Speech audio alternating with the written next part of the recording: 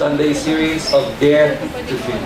This time I'd like to talk about teamwork makes the dream work. A dream always requires a team. Sabi nga ng kasabihan, siyempre kasabihan, sabi niya. So, sabi niya, no man is an island. Pero totoo yun. Walang isang tao ang maaaring gumawa ng napakalaking bagay sa pamamagitan ng sarili niya lamang, kayo sa sarili na niyang pagod. Nag-chat po ako last Wednesday. I was chatting with the former youth pastor of New Community. He's now in Canada. And he said, I have a dream. Kasi sinishare ko sa kanya yung dream natin na magkaroon ng worship center. Sabi niya, I have a dream.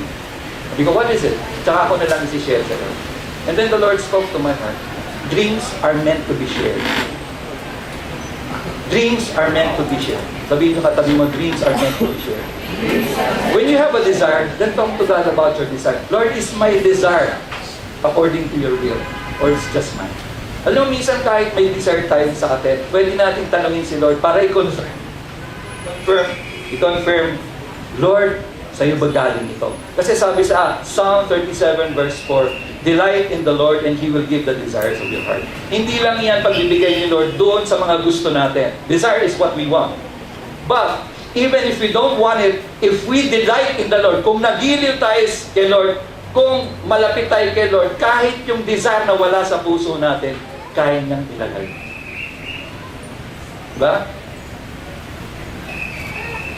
Kailan ba sa buhay niyo nag-decide kayong i-commit yung buhay niyo every Sunday a-attend kayo ng worship service? Naisip niyo ba yun?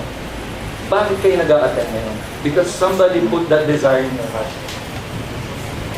It's not just a product of your thing. Oh, sige, attend ako. Nobody seeks God, ang sabi sa Biblia. Wala akong naghahanap kay Lord. Pero si Lord mismo ang kumakausap sa atin, siya mismo nagbibigay sa atin ng pananampalataya upang tayo ay makaahon sa ating mga sitwasyon na tayo ay magkaroon ng pangarap. I believe that Jesus is a dream maker. So, naalala niyo ba nung bata kayo yung larong patintero? Sino nakapaglaro nun? Ikaw? Siguro walang nakadaan sa'yo eh.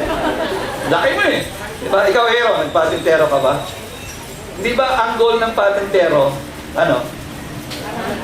makadaan kayo dun sa taya? Di ba? Kung mga tatlong taya yung kailangan, nag-uusap kayo ng team yung, diyan ka, pepeke ako ha. Tapos tumakbo ka. Di ba? Ganon? So yun yung patintero, naglaro din ako. Pero ang paborito ko sa lahat ito, tumbang preso. Yan, pipit-pitin mo yun. Si Edna, naalala niya. Pipit-pitin mo yung lata ng... Sa amin nun, Darigold tsaka Liberty. Ngayon, hindi na yan. Uso pa ba yung Darigold? Meron pa rin ba? Wala na? Alaska na. O, sige nga. Alaska. Dairy cream po. Dairy? Dairy cream. Dairy Queen? Cream. Queen? Dairy Queen? Cream. Diba dairy cream? Lord, kinakausap mo ba ako? Hindi nakakatuwa kasi pipit-pitin. Hindi mo pwedeng pit-pitin ng todo yung lata kasi hindi na tutumba yun, di ba? So pipit-pitin mo lang ng konti. Tapos alam nyo, napapagalitan kami kasi yung mga tsinelas dun sa bahay namin dati kasi iniiwan yung mga tsinelas pag papasok ka sa loob. Siyempre, ayaw namin magpaa. Kinukuha namin yung mga tsinelas. Hindi ginagamit. Di ba? Ganyan yun. Sige, ikaw dyan, dito ako. So, bata pa lang tayo, marunong na tayong gumawa ng team. Okay? Naalala ko pa nung bata ako, mahilig ako magpulot ng kahoy. Mga retaso ng kahoy. Pagkatapos, ginagawa ko siyang baril. Doon sa bahay ko namin sa Maynila, sa Pedro Guevara, meron akong tinatawag na armory doon. May 6 na baril doon. Para pagdating ng mga pinsan at mga pamangkin ko na kasing tatanda ko, nakasabit na yun doon. Tapos every Sunday, kasi may family reunion kami, may mga pangalan yun. Ako lagi yung pasimuno. So ako yung pinaka-captain nila, tapos merong sergeant, merong private, may tawagan kami, may commander. So ikot na kami sa bahay, nagbabari lang kami, minsan nag-aaway kami. But isipin nyo, nung bata tayo, mahilig tayong gumawa ng team eh. Mahilig tayong makipag-teamwork. Sabi niya teamwork. Teamwork. Pero isipin nyo ba, ngayon, nakikipag-teamwork pa ba kayo? Nangangarap pa ba kayo na meron kayong kabahagi doon sa pinapangarap nyo at mangyari ito dahil hindi kaya talaga. When we have a dream, we need a team. Ang teamwork po ay isang proseso ng pagtatrabaho ng may kolaborasyon. Ibig sabihin, nakikipag-usap ka, kung ano man yung meron yung isa, meron ka, pinagsasama-sama nyo sa loob ng isang grupo ng mga tao. Okay, mga tao ho yung nagti-teamwork, ano? Mahirap makipag-teamwork sa hayop. Hindi yun nila tayo maintindihan. So, isang grupo ng tao, walang daga, walang pusa, puro tao lang. Kung ano yung alam nila, may kolaborasyon ho yan. Etong sa akin, etong alam ko. Eto, dito mo magaling. Boss, meron ho silang layunin na gustong isagawa. Yan po ang teamwork. Now, kung gusto nyo mang i-define para mas maalala nyo lagi sa araw-araw, team means together, everyone achieves more. Ulitin natin. Together, everyone achieves more. So, mas marami, mas okay. Sabi nga sa aklat ng Kawikaan, a counsel of many brings wisdom. Kaya pag may naiisip ako, lagi kong tinatanong yung misis ko. At kung medyo mahirap na tinatanong ko yung ibang leaders natin, tama ba itong hahakbangan? O naiisip itong hakbangan natin? Because a counsel of many brings wisdom. Kung mag-isa ka lang, malamang madapa ka. At imbes na mapatumba mo yung tumbang preso, baka ikaw matumba, tumama yung lata sa ulo mo. Okay? So, mahalaga po na yung dream natin ay sinishare natin, lalo na doon sa taong pinagkakatiwalaan natin, lalo na doon sa mga taong natupad na yung ilan, nakita mo sa buhay nila, na i-share sa yung pangarap nila at nakita mo, paano ba natupad yung pangarap mo? Parang po, dati pangarap lang yan ni Pastor Mark. Kilala niyo si Pastor Banag, di ba? Siya yung, nung si Pastor Mark po ay nagpunta ng Canada in the 1990s, siya ko yung pumalit kay Pastor Mark. Naging pastor ko rin si Pastor Banag. At sabi niya sa akin, babalik na si Pastor Mark from Canada and I think he's planting a church. If you wanna go with him, you have my blessing. So naniwala po ako kay Pastor Mark. Wala pa akong Nukong, magkasama na kami ni Pastor Mark. And look at it. Look at Nukong now. It has south, it has north, it has east, and the west is about to come early next year. I declare that in Jesus' name. So, together, everyone achieves more. Ang sabi nga ho ni Henry Ford, kilala niyo si Henry Ford? Henry Ford, hindi si Andrew Ford Medina. Henry Ford. Siya ho ang founder ng Ford Motors. Henry Ford said, coming together sa beginning. So, yung coming together pa lang, umpisa pa lang yun.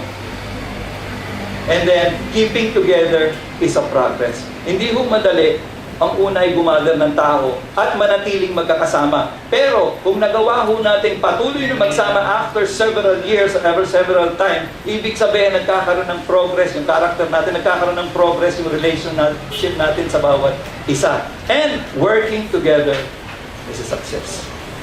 Hindi lang ho yung chemistry ng pagsasamahan, mahalaga ho na may tinatrabaho tayo upang ma-attain natin yung ating pinapangarap.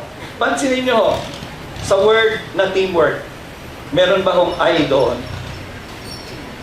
There's no I in the word team or teamwork. Simply because when you are in a team, it's, sabihin nyo, less of me, more of we. Okay? Less of me.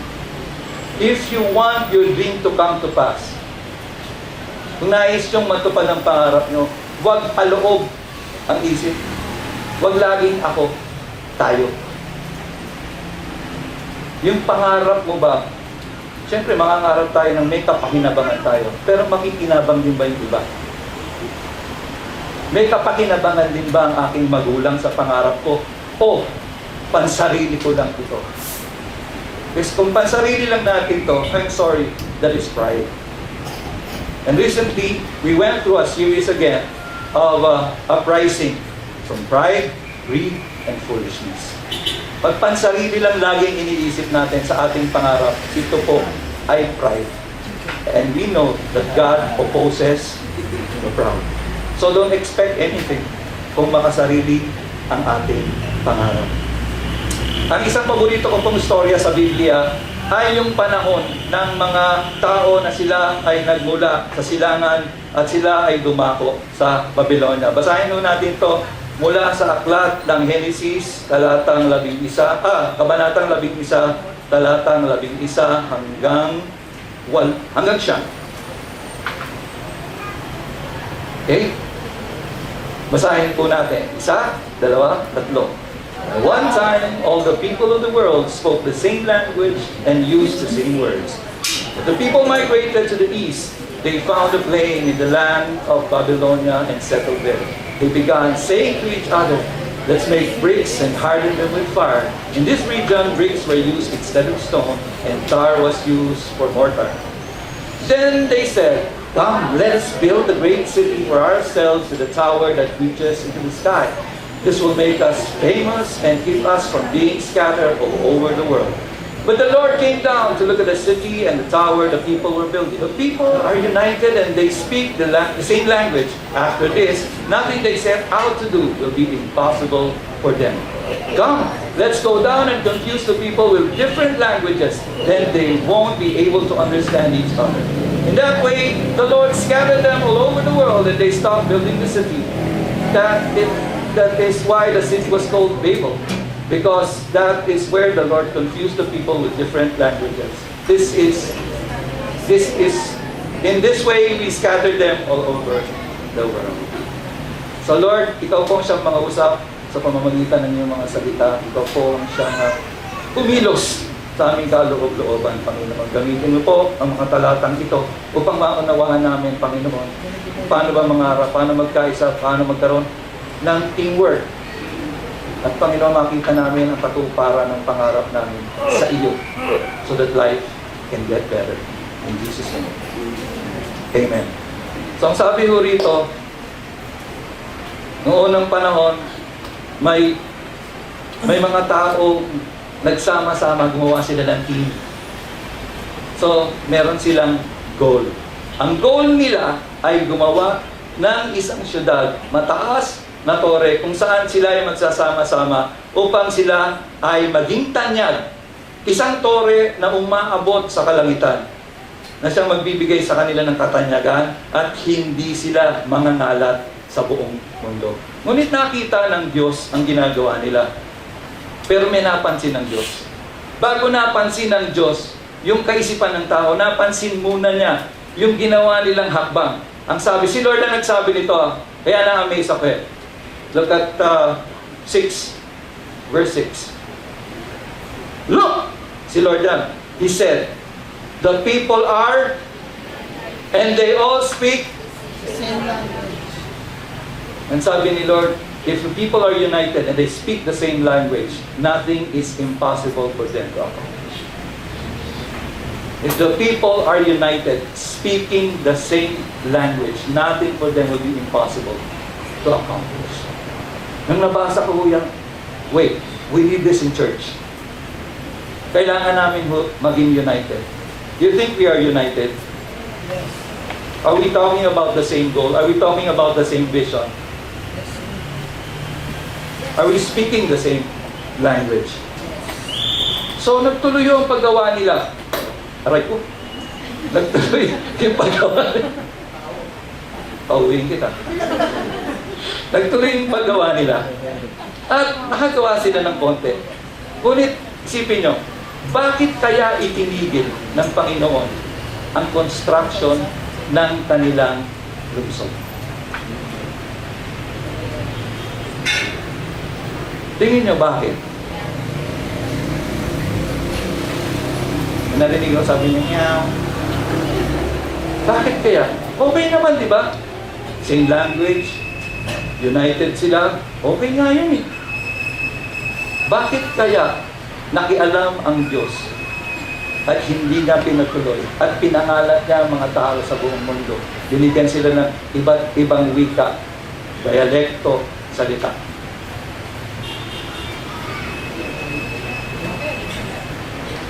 Maaaring mali ang layunin. Mali ang motibo. Yun yung sinasabi ko kanina. Okay naman mangarap eh. Anong motibo natin? Anong motibo natin sa pangarap? Basahin ho natin doon sa talatang pang-4. Ang sabi ho nila sa isa't isa. Then they said, "Come, let's build a great city for ourselves with a tower that reaches to the sky." Eh, mali ba? Wala naman, ano? Nangarap sila eh. Pangarap sila, let's build that city that is great and a tower that will reach to the sky. Kaya lang, eto na.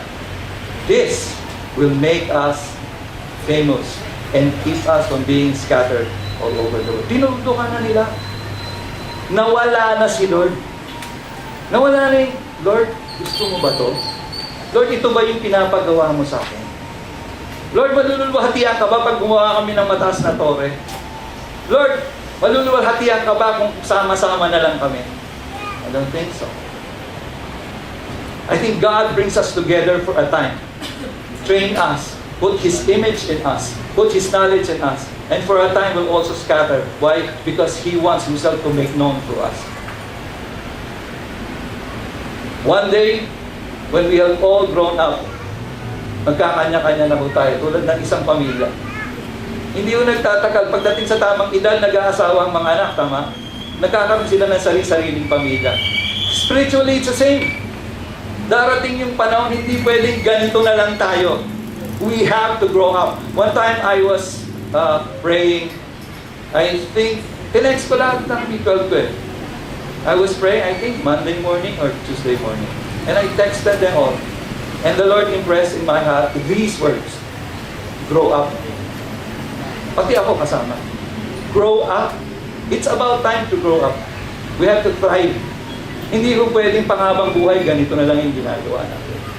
We have to grow up. That's why God has given us the ability to dream.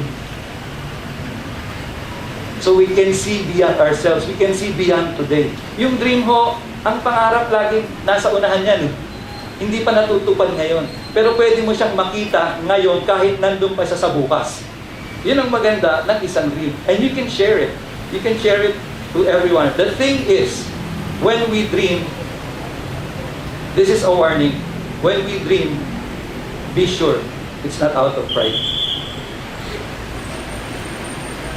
Dati ako, pangarap ko maging senior pastor din. But I believe in my heart, it was out of pride. So hindi ko natuloy yun.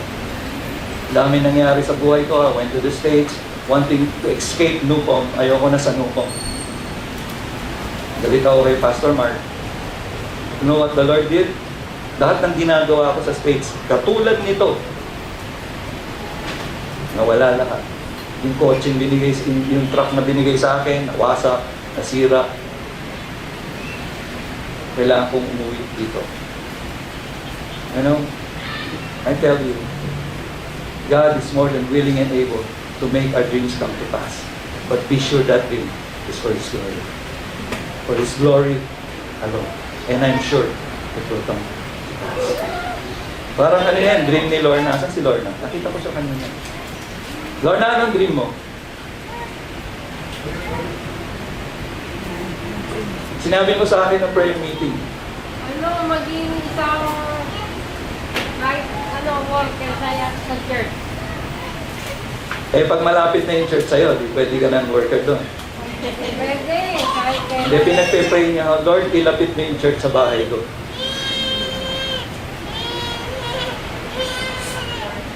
Yun ang yung pangarap mo. Isa sa mga pangarap mo. And nung prayer meeting o last Wednesday morning, after prayer meeting, sabi niya, ang saya-saya niya. Tapos ang sabi niya sa akin, ito yung kanta ko kay Lord. Basta't kasama kita, lahat nagagawa, lahat ay maiaalay sa'yo. Basta't kasama kita, tuloy mo, Lorna. Walang kailangan. Totoo naman, di ba? Kasama mo si Lord, lahat pwedeng mangyari. Totoo lang. Amen. Kahit wala kang anak, pwede kang mag-anak. Kahit wala kang pera, pwede kang magka-pera. Kahit wala kang buhok, pwede kang magkabuhok. Kahit mataba ka, pwede kang pumayat. Wala imposible kay Lord. Kahit panda ka, pwede kang magsapatos ng mataas. Ang takong. Wala. Laging may paraan ng Diyos sa bawat sitwasyon sa buhay ng kanyang mga anak. So kanina pong umaga, pagising natin, medyo kinunan ho ako ng blood pressure ni ate. Galing ho niyang kumuha ng blood pressure. Ang tawag doon? Sphygmomanometer. Pero mga 5 beses. So, kuha. Sabi na, mataas. So naisip namin kasi kumain ako ng pizza, yung keso nakapagpataas ulit. But while she was taking my blood pressure, nagsalita ho siya. Sabi niya, hindi ba si Judas ay part of Jesus' team? Di ba? He was one of the 12. Judas was a part of Jesus' 12. He was in the team. But I think he did not believe in what Jesus stood for. Meron ho siya sariling pangarap. Sama ba yun? Hindi naman. Kaya lang, ito, pag sumali tayo sa isang team, be sure, handa tayo mag-submit kung sino man yung coach.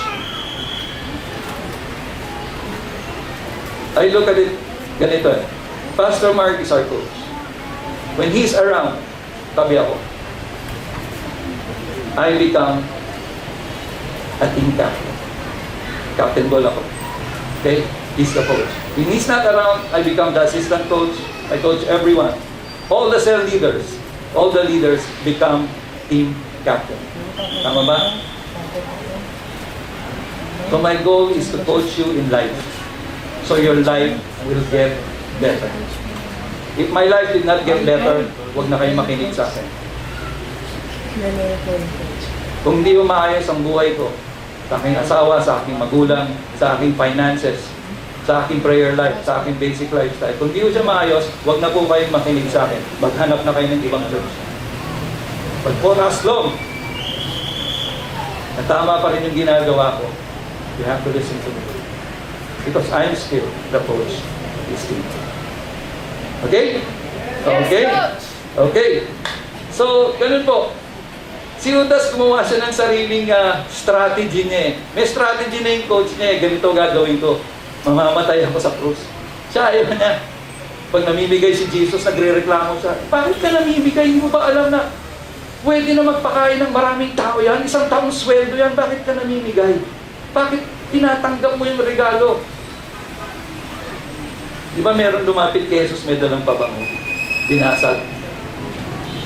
Sabi ni Judas, isang taong sweldo na yan, sayang naman. Sana pwede ipakain sa mga mahihirap. Pero hindi yun nasa isip niya. Gusto niya mapunta sa kanya yung pera. Ganyan ang mag-isip si Judas. Masyadong makasarili. Until there came a time that he betrayed his coach.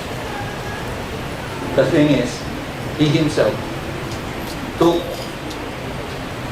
upon himself to take his life. Nag-suicide po siya. So don't commit suicides, mga anak. Meron kang team dito sa Nutong. Please don't commit suicide. Huwag kang mag-solo. Okay? Pag madalas ka nag-solo, may tendency na mag-commit ka nga ng suicide. Tamo si Robin Williams. Ang galing-galing na aktor, ang dami niyang napatawa. Pero yung sarili niya, hindi niya nakayanan. Nag-suicide siya. No man is an island. If you have a dream, you have to got a team. Parang basketball po. Ano ang basic ng basketball? Alam niyo ba? Anong basic? Ribbon. Dribble, Pass. Shoot. pass, Shoot. shoot. How do you score in a basketball? The ball needs to Huh? go into the hole. Shoot that ball? Alam mo, kahit mag-dribble ka na mag-dribble, kahit magpasa ka na magpasa, kahit mag-shoot ka na mag-shoot, pag hindi pumasok sa ring, no score. Di ba? Totoo, di ba? Ang binibilang na score doon, yung pumasok. And you cannot play by yourself. Kahit ikaw yung star player, kailangan 5 kayo lagi. Tama? We play by the rules. The thing is, in basketball, meron mga posisyon niya. And I'll tell you later about it. But to be able to have a good team, and a team that works, so you can realize your dream, there are 4 keys of effective teamwork. Ito ho yung pundasyon. Alalahanin niyo po ito. Kung magtatayo kayo ng team, dapat present ang 4 na ito. Kung hindi, malamang napaprustrate lang kayo sa inyong mga ka-team. At hindi niya makikita ang kaganapan ng pangarap niya. Okay? 4 na susi. So, ibig sabihin, kung meron kang gustong i-unlock, may 4 na susi. Bawa, papasok ka sa bahay mo, meron kang 4 na susi. Hindi pwedeng 3 lang ang gamitin mo, hindi ka makakapasok. Sa amin ho, may 3 susi bago ka makapasok. Gate, at yung pinto namin, 2 ang susi. So, 3 susi. Here, to be able to have a good teamwork, 4 na susi at kailangan natin ihipin. Sabay-sabay. So, gagamitin mo yung 2 kamay mo at yung 2 paa. Okay? So, first one. Know the goal. Ano ba ang layunin ng dream na ito? What is the dream all about? Ano kami ni ate nyo, it's always been our dream na magkaroon ng isang place kung saan we can train the youth, creative arts. We can present. Ang dami natin pwedeng i-present, ang dami natin pwedeng skills dito sa church. Ang dami magaling kumanta, sumayaw, umarte. But we don't have a place. This place is very good. We've been here for this coming December, magdadalawang taon na po tayo dito. But in Nupong, life does get better. Kahit medyo na-attach ka na sa lugar na ito, we have to move on. Go to a place where God is telling us, I want to raise you up. You people of Quezon City, you people of Nupong, I want to raise you up as a team that work together to build a house of worship. Dati ako, sinishare lang namin mag-asawa yan. Una nga, sinishare lang namin sa aming mag-isa, nagkikwentuhan lang kami dalawa. Sana may ganito, no? Sana may ganyan. O nga, sana yung sound system natin nakaset up na.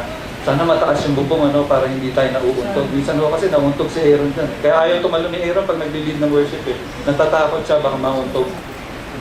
Pero sa bagong lugar ho natin, kahit tumalong ka, not unless may rocket ship ka sa likod, hindi ka abot sa bubong. Mataas eh, mataas talaga eh. Mataas talaga.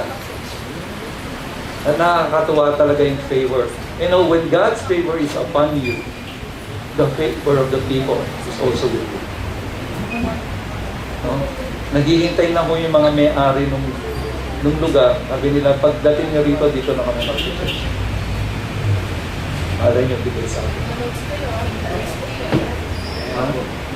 Diba? Sino ba may-ari ng lahat ng to? Ha? Diba si Lord naman eh. He can choose. Yung Israel, binigay lang ni Lord sa mga chosen people niya. Ano yan? Ito. So God can easily change ownership because He has authority over heaven and earth. So God is giving us a dream. A dream to be together. A dream to build a place. Ito yung nakikita ko eh. Kasi last Wednesday, I think siya yung kahuli-hulihang bumuo. May nagabuto sa akin ng 1,000. Siya yung kahuli-hulihang bumuo ng 120. Siya yung huli. Actually, I lost track of it. Madami na nagbibigay. Pero alam ko, nung gabing yon, siya yung kahuli-hulihan niya. Ka-120th na tao. At sabi ko, I had an impression in my heart. Sabi ko sa kanya, alam mo, dahil nagtanim ka sa bahay ng Panginoon, bahay din ang aanin. Naniniwala po ako dun. If you build God's dream, if you work with God with His dream, He will surely make your dreams come to pass. Ulitin ko, if you work with God, kung ang ka-teamwork mo si God in building His dream, God will surely make to pass your dreams. Because He did with us. Okay? Dati tinitingnan ko lang, dream ko lang. Kaya ate nga, magiging girlfriend ko kaya ito. So naglakas loob ako. So di ba, start now. Yan sabi, dream big, start now. So ninilaman ko siya. Kasi sinabi ko sa kanya, dinate siya sa isang restaurant dyan sa Stone. Alam niyo Stone House, dyan sa may P. Rodriguez? Alam mo, siguro ikaw ba tumutugtog nun ano? Sabi ko sa kanya, Joanne, I want you to be my wife. Period. Yan, ganun lang. Kasi alam ko sa puso ko eh. Ilang beses ko na tinanong ko. Yun lang ang alam ko. Yun lang ang alam ko. I want her to be my wife. That was my dream at that time. Because I like to move on. From my past life, I like to move on. So sabi ko, sige, kakasal na tayo. So inayos namin lahat ng papeles. But we had no, at that time, we didn't have much money. So alas sweldo ko, bumibili ako ng pwede kong mabili. Ano ba? Tawag ko? Yara ba yun? Yara, Tela. Sige. Sige lang. Basta ang alam ko, ang dream ko, sinabi ni Lord, tinulungan niya, magiging asawa kita. Yun lang. Yun lang pinanghawakan ko. So sige lang. Pag may dumarating na pera, bumibili kami. At pa-reserve kami sa where's that? I forgot. Renaissance. Sa Renaissance Hotel. Pa-reserve kami doon. And you know what? 10 days before our wedding, money kept flowing. Checks 30,000, 50,000, 20,000, 10,000. Nung kwinenta ko po, katapos ng kasal namin, we got 350,000. Ang goal ko lang nun, my goal was to marry her. I was not thinking about the money. Kasi ang goal ko is pakasalan siya, hindi naman mag-party. Hindi totoo. Minsan kasi, pag gusto ko magpakasal, ang iniisip ko, wala akong handa. Gusto nyo lang naman magsama ng legal eh. Ba't kailangan mo maghanda? Tradisyon? Kultura? No. Mas mahalaga yung basbas ng Panginoon. Honestly. So yun yung gusto kong mangyari. Kasi I want to make my life right. Diba? Sira na nga yung buhay ko. I want to make it right before the Lord.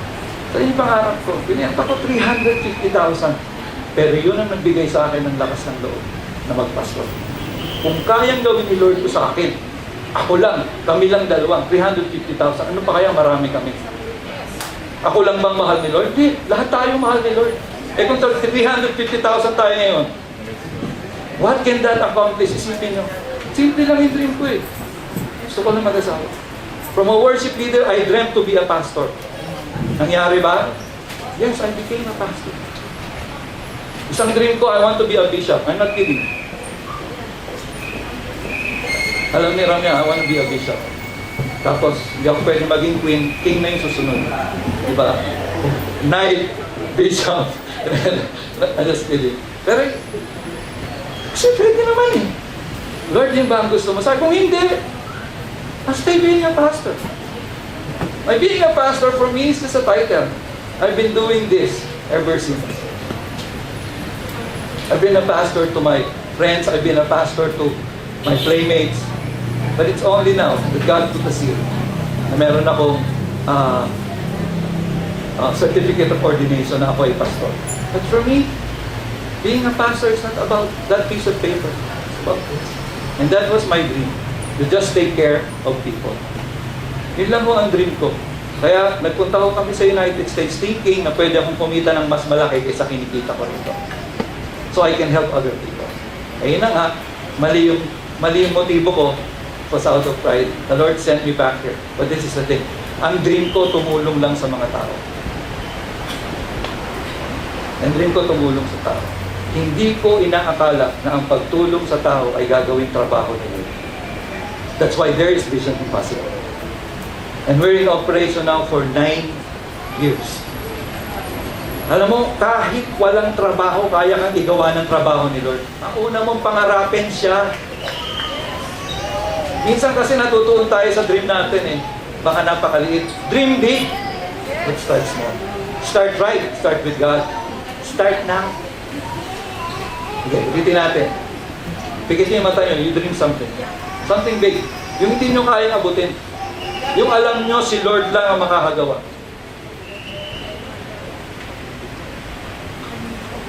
Asa mo siya ng 10 minutes per session. 5:45. 5:45 po. Lord, I just bless our people. I just bless our family, Lord God. Give them a dream. Give them a goal in life. Lord, hindi lang yung panlupa, but something, Lord God, that will reach heaven. Something, Father God, that will move heaven and earth. Give them dreams, Lord. Open their imaginations beyond Lord God, what they can see beyond, what they can hear beyond, what they can feel. Let them see, Lord God, and believe that you can make this dream come to pass. Because you are God. You are sovereign. You are powerful. In Jesus' name. Know your goal. Know your dream. What is it? Huwag yung palipat-lipat. One dream, but kahit marami kang dream, ano yung pinaka-realizable? Know your goal. For now, my goal, and I hope you join me, and let's all teamwork for this, to finish our worship center. That's my goal. Dahan-dahan. I asked help from my ninang. Tinulungan niya ako. Aside pa ho to sa 120 project. Binigyan niya ako ng 1, 2, 3, 4, 5, 6, 7, 1. 3, 4, 5, 6. Pinahiram ho niya ako ng 6 digits. Hindi ko nasasabihin kung magkano. Yun ang kailangan kong tulong mo. We're building our worship center in Quezon City. Pinahiram niya. Hindi ako. Tayo. Because she believed in building the worship center of God. You know, na-inspire po ako kay Solomon. Solomon had a dream. Actually, it was David who had a dream to build the temple of God. But God said, Solomon will build it, not you. So I was inspired by the way God worked through the life of Solomon in building the temple. Mula doon sa pinundar ng tatay niya, ng mga ginto, yun ang pinahunan niya.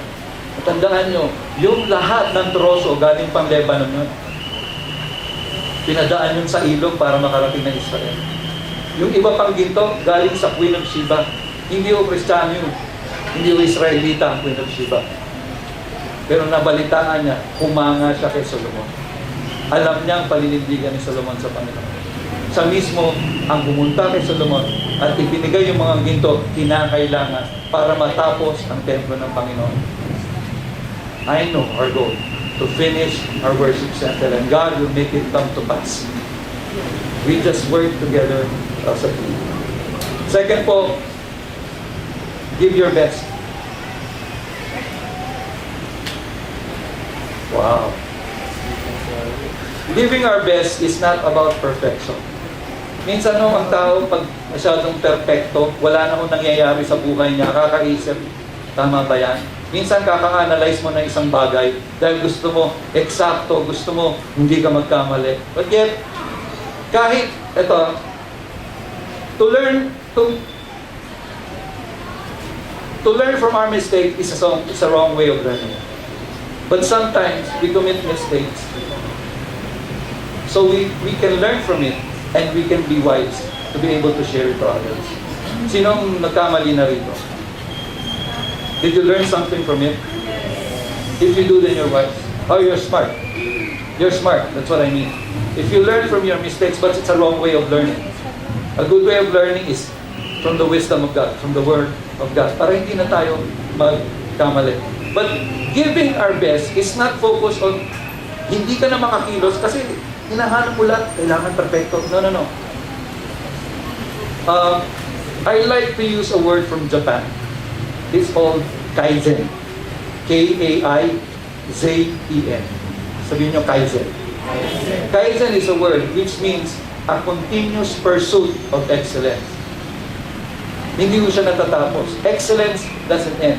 It doesn't mean it's an exact representation of perfection, but hindi ka tumitigil hanggat hindi nagiging mainam, mabuti yung ginagawa mo. And that's giving your best.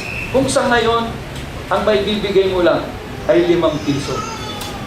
You aim for 10 pesos the next time because you want to give your best. Katulad doon nung sinabi natin, start small, giving your best. Ano sa tingin mo? Saan ka magaling?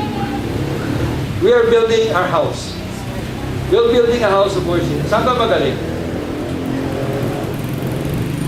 Magaling ka ba magkarpintero? Kailangan mo natin ng karpintero. Marunong ka ba magpiyon? Kailangan mo natin ng piyon. Kailangan natin ng tubero. Kailangan natin ng tigalinis ng flooring. Kailangan natin ng tagapinta. Actually po, nag-umpisa ang paggawa, magli-leave na po ako sa office. Maybe for a week. Because I want to be there. Naalala ko kasi, naalala si Pastor Ed when we used to have church in Dream Center dito sa Peria. Kasama ko siya nagpipinta dun sa labas ng bakod. Sabi niya, alam mo Leo, dito sa ginagawa natin, because we're giving our best, kahit nagpipinta lang tayo, God is pleased. Kasi prayer to ni Jesus, that like the Father and Him are one, we are also one.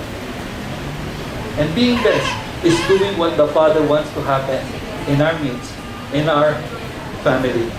No matter what the situation is, do your best. It's just like pinagsama mo yung faithfulness at saka perseverance. Ano nga ba faithfulness? Faithfulness is doing the right thing no matter how small. Perseverance is doing the right thing no matter what the cost. That is excellent. Pagsamahan yung dalawa, kahit anong sitwasyon, I will try my best. It's just like going to a prayer meeting and sometimes you don't understand. Why is there a prayer meeting? But you just do your best because you know you're a part of the team. Just like coming here every Sunday. I always confess to you, there are times I don't want to come here. But I made a commitment. And I will do my best to be here, no matter what. On Sundays, nothing can take my decision to come here every Sunday. Wala. Not unless it's a matter of life or death. Or I'm out of the country because I'm spending time with my children. But other than that, wala akong pwede. Because I want to give my best. But through the years, subukan ako si Lord, you give your best. Giving your best is not umaasa ka dun sa lakas mo, sa galing mo. No. Giving our best is depending on what God can do in us and through us. And we just respond, Lord, ito yung gagawin. Sige, gamitin mo ako. Lord, saan ba ako pwedeng magamit? I remember I was talking to the manager of Katinas, Neil. His name is Neil. He was here 2 years ago. Sana gusto namin makausap yung Katinas mismo, pero na-delay ko yung flight nila. So we were able to talk to their manager. And tinatanong ko ni, I think it was Aaron who asked them, why is it that the Katinas go around? Kasi minsan, pupunta sila sa Pilipinas, kailangan kinabukasan umaga, lilipad na uli sila sa United States to be with their families. Because they go around the world. They're familiar with the Katinas, di ba? Sabi ko, what's the key to the success of the Katinas? Sabi niya, they gave their best to serve their local church.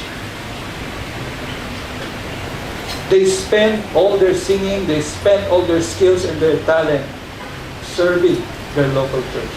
And now the Lord has brought them to the world. Alam ni Lord yung gusto natin. You want to go to the world, you want to share our talent. Tell you, give your best first and foremost to your local church. God sees your heart. God can do His best in and through you.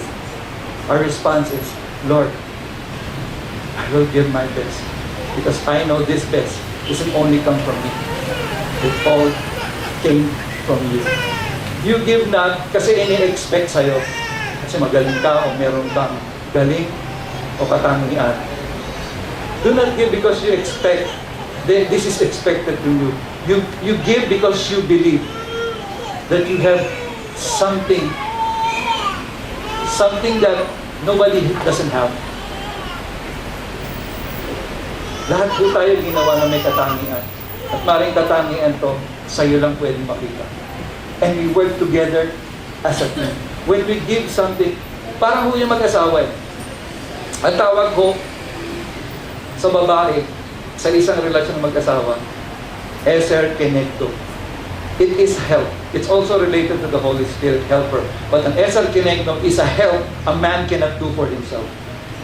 In a teamwork, when someone gives his best, thinking that it is the best he can give because he's the only one who can give it, then you're giving your best. Naintindihan, no? You pray for your best. Lord, may nilagay ka sa akin eh. Alam ko pwede kong gamitin sa team namin ito. I know a lot of people here talented, basketball, theater, art, singing, music, instruments, but there's something in you, the very thing that only you have, that God wants you to use for this family. Find it. Because we want to be great. Not to be known or be famous, but because we want to honor our God. The reason why I'm still here, because I want to be great. I want to serve everyone. Not to surpass Pastor Mark, but to honor him. I want to be great, to honor the man of God who took care. Hindi ako nagpapakagaling para lang sa sarili ko. I want to thank the man who helped me stand before you.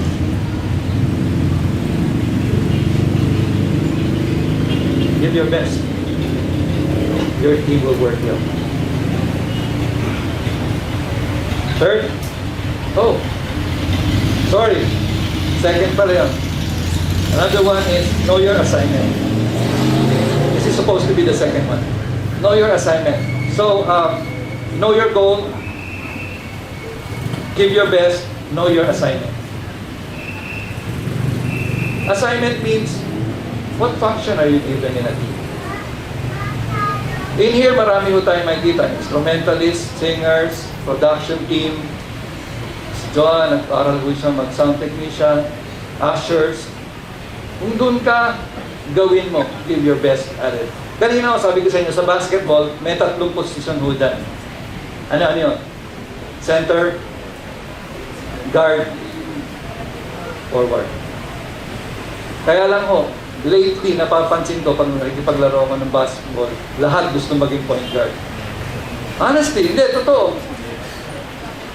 Mga kabataan, Kanina po namin. gusto lahat niya sumut. Paglabas ng bola, pinasa sa kanya, kung pwede lang nga itakbo yun eh. Diretso sa ring. Okay naman eh, para makascore. Pero it's not supposed to be like that. That's supposed to be a teamwork. That's why everybody has an assignment. Kung guard ka, kasi my younger days, I was trained, kasi guard ho, laro ko lagi. So, pag depensa, nandun ako sa ilalim ng court. Nandun yung sentro sa tabi ko, may isa pang guard, 2 forward. So, pag nakuha namin yung bola, tatakto yung forward. Tama ba, coach? Babato namin yung bola. Kasi nga, may height ako, I'm one of the tallest during my time. So, guard ho lagi ang laro ko. So, minsan pumapalit ako sa sentro. So, right now, wala nang gustong sumentro.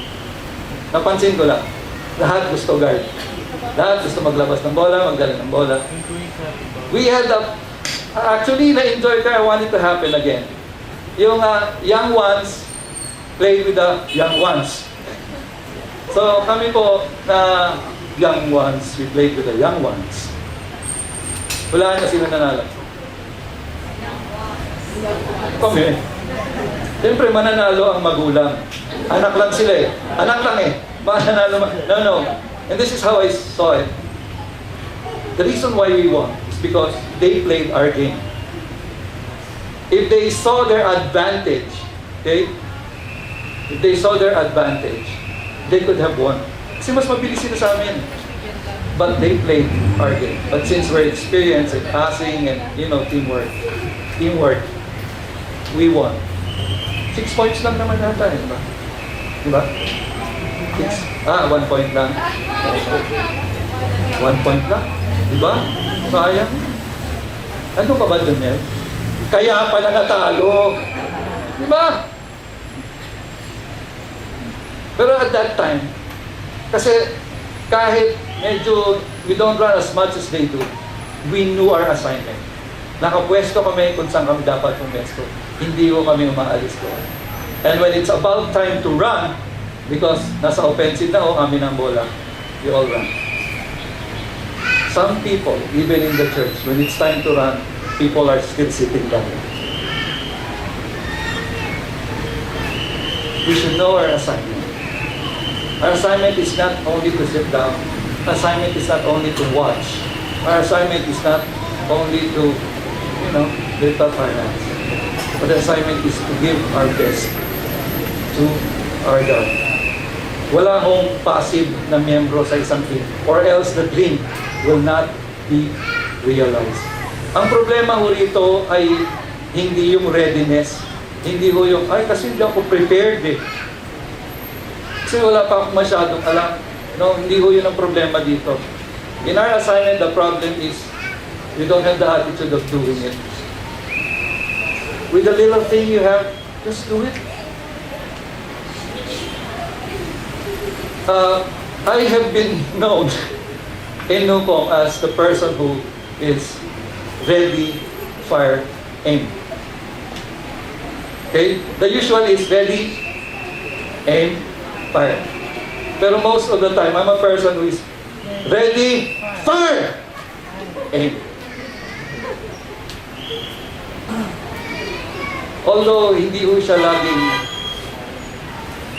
tama. But I saw results. Hindi ko pinagmamalaki na sundin niyo yun. There are times God moves in a way you cannot understand Him. You cannot. You just have to know you were assigned to do that. It's just like He assigned Noah to build an ark. Hindi, anong gagawin mo rito? O, babaha. Wala naman nakakalam ng baha. Pag sinabi mong babaha at hindi pa sila nakakita ng baha o hindi pa sila nakakita ng ulan, sabihin ng tao, sira ulo mo. Anong ulan? Anong baha? So he was building a 120 feet long na barko. And nobody knew why he was building it. But that was his assignment. He obeyed God. What happened? His whole family was saved. And then the beginning of mankind started. They had a teamwork with his family. Abraham, walang anak. But God told him, you will be the father of many nations. Walang anak.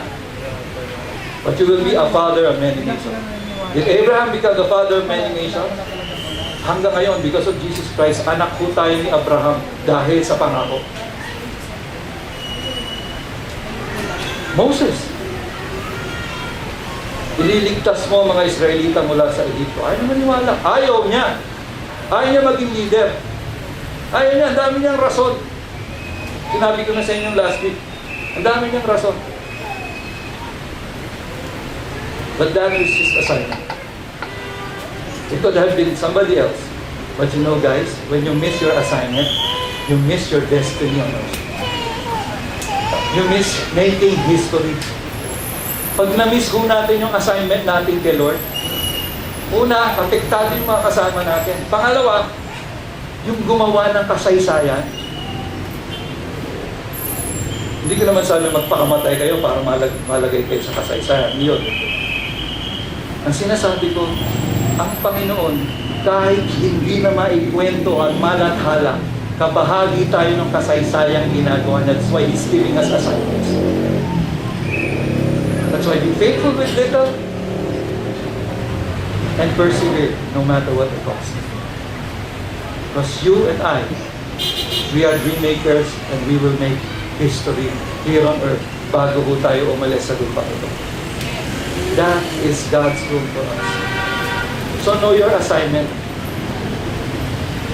Give your best. Know the goal. And lastly, support the team. Support the team.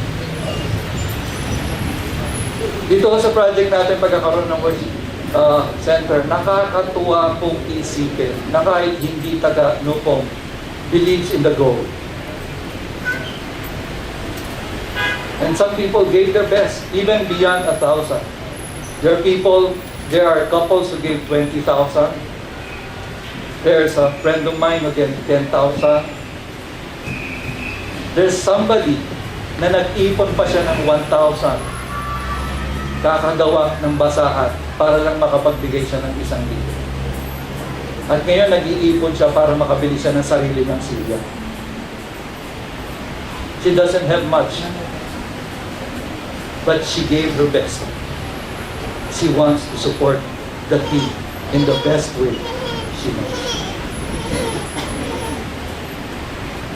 Pero alam nyo kung sino kayo, hindi ko na sasabihin kung sino.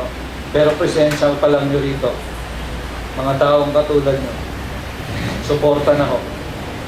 Alam nyo ba ang laking suporta sa isang pastor ang makita ang kanyang tupa linggo-linggo? Ang laking suporta ho na. Ang laking kagalakan sa isang nangangaral na nakikita ang kanyang mga inaalagaan na lumalago. It takes, at sabi nga ho, it takes two to tango. Sino marunong magtango rito? Wala. Marunong ka. Si Alex marunong. Hindi ayan eh. Si Mami, si Daddy magaling magsayaw yan. Ibig sabihin sa pagsasayaw, dalawa ho yun. Sabay. Hindi may kemote. Sabay siya. Sinusuportahan ng isa. Yung isa. Ako ho ay taong mahirap i-impress. Pag nanonood ako, nanonood ba kayo ng The Voice? How about X Factor?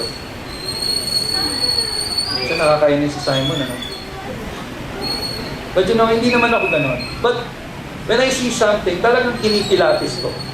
Hindi ako madaling ma-impress. But one thing I could learn through the years, being in Nuco, as a team leader, I have to learn how to appreciate even the smallest thing that one of you does. Church, I'm so happy that you're dancing for the Lord. Dati nakikita lang kita, buhok mo na ako ganyan. Ha? The church, so yung batang mahilig magtago ng pandesal sa sapatos. Sorry, nakakatawa. Pero cute. Kasi minsan busog na siya, niya na kumain. Tatago niya yung pandesal sa sapatos. Kaya kita nyo, nagpipiesta yung mga daga sa loob ng sapatos. I want to support all. You will allow me. I want to see Carla become a worship leader. Still my dream for her. Huh? 20 pounds.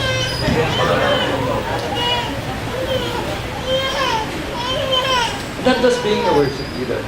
You know, when I became a worship leader, kasi that's the first thing I can do.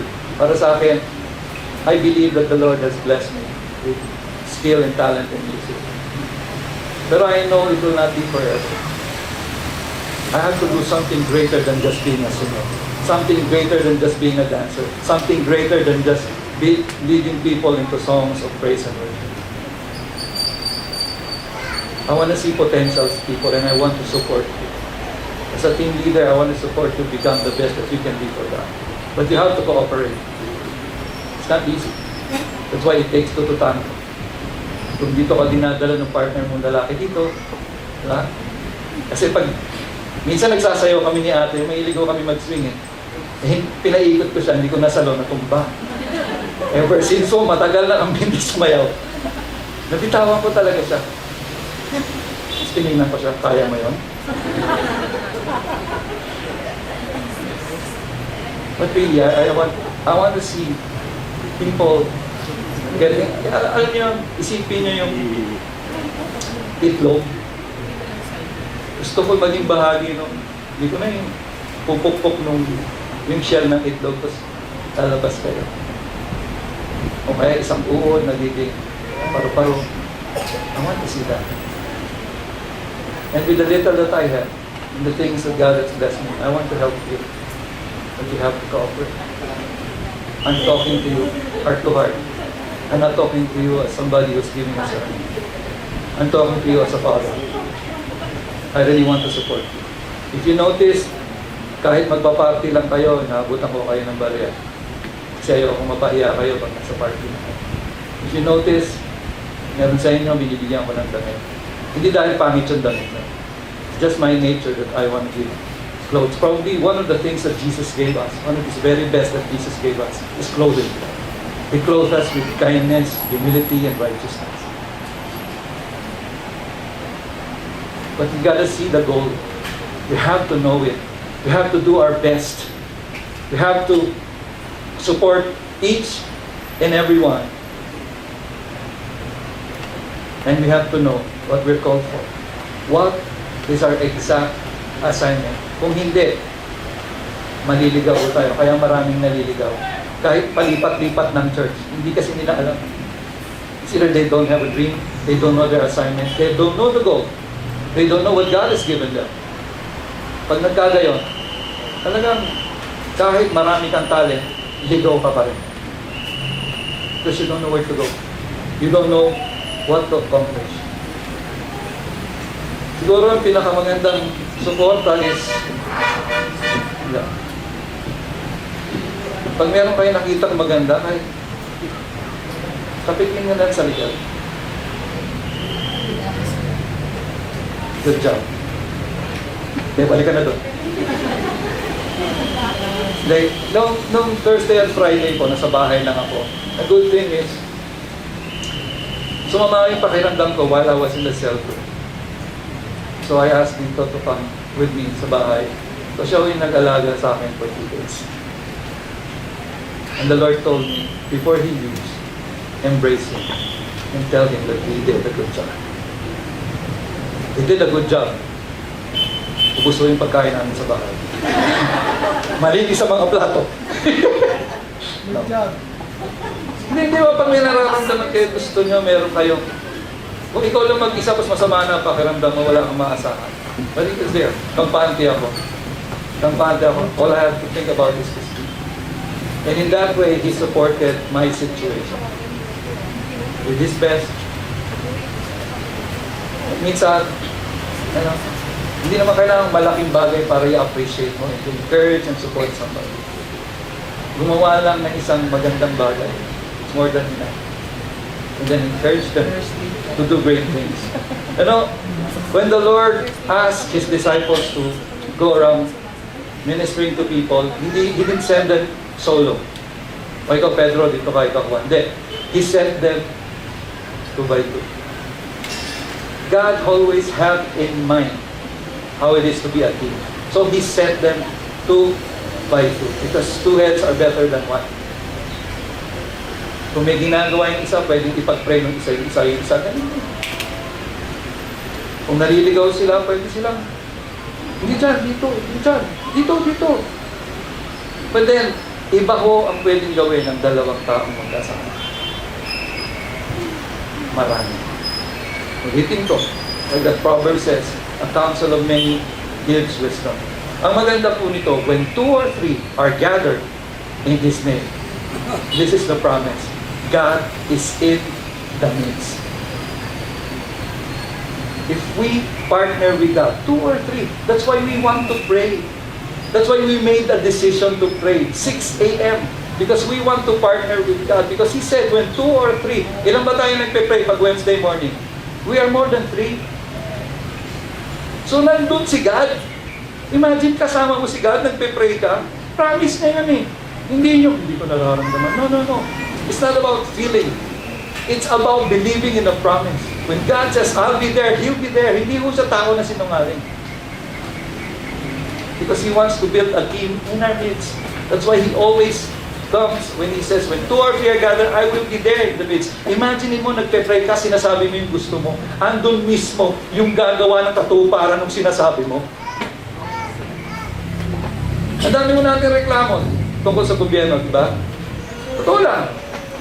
Pero, did we ever had a chance to speak in front of me, Pinoy?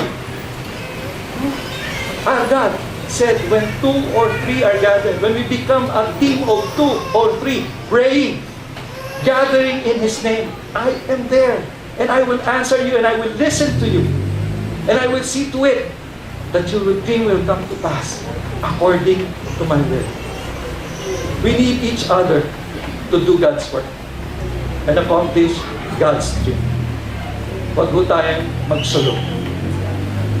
That's the essence of the church. It's a team that works together. If there's any place that teamwork should be seen and experienced, it is the church. My challenge to you right now is this. Do you have a team?